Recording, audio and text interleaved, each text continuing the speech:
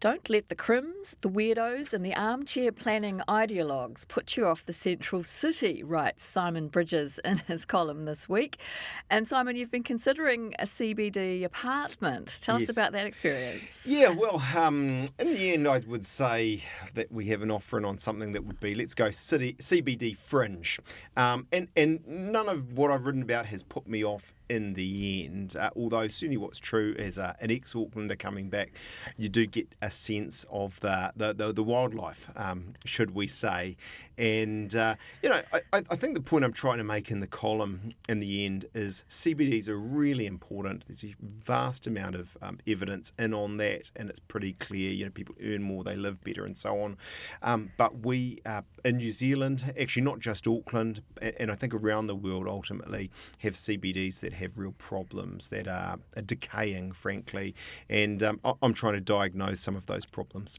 And you're saying some of the policy settings have even encouraged some of the problems, like the rough sleeping, you believe? I think that's true. Look, I think the first thing to say, and because I can be positive about, capable of being quite positive about the long-term prognosis, is actually the raw product of, say, Auckland, where we are right now. It's really good. Whether it's Hotel Britomart, whether it's, some of the cafes and bars and eating venues, whether it's Commercial Bay or, for that matter, Queen's Arcade, very close to where we are. Look, there's a lot going on that's good.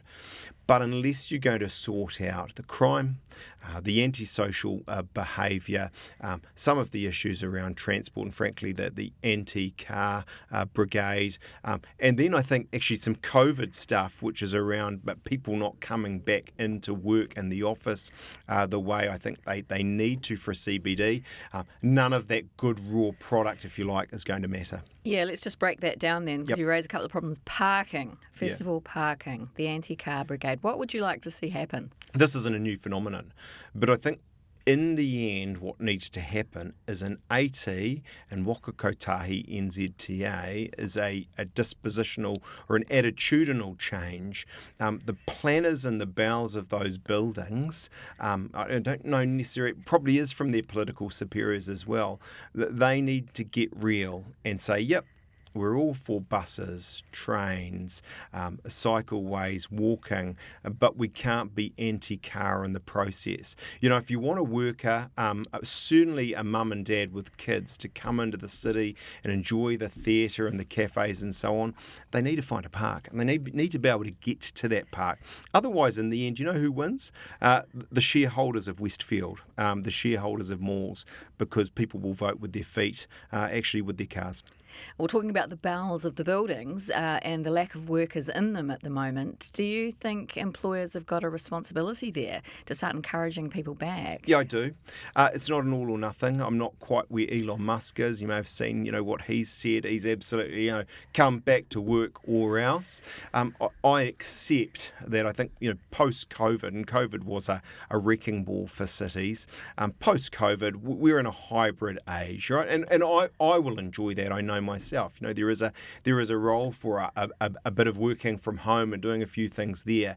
But in that balance, we need more back more often.